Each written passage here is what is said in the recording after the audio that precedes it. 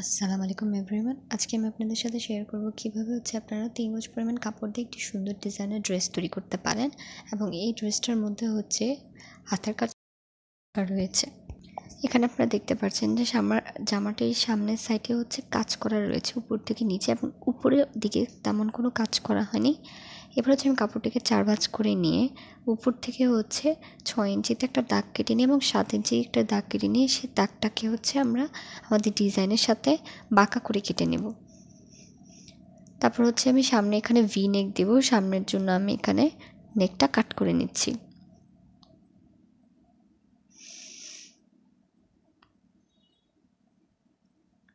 সামনের নেকটা কাটার পর এখানে নিচের আমাদের যে পার্টটা আছে, নিচের পার্টটার সাথে উপরের পার্টটাকে জয়েন করাতে হবে, কিন্তু এর আগে আমাদের নিচের পার্টে কুচি বসিয়ে তার সাথে আমাদের উপরের পার্টটি জয়েন করতে হবে।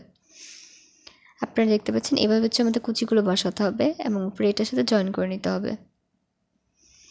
জয়েন করার পর আমি এখানে জামাটিকে আরও এনহ্যান্স করার জন্য এখানে কালো কাপড় নিয়েছি। কালো কাপড়ের একটা পাইপিং বসাবো সামনে, তাহলে দেখতে সুন্দর লাগবে।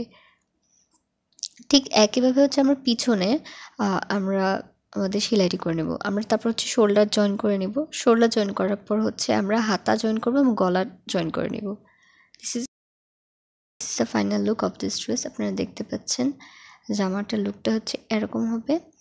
আপনাদের কাছে ভিডিওটি ভালো লাগলে please like, share and subscribe করবেন আমার চ্যানেলটি।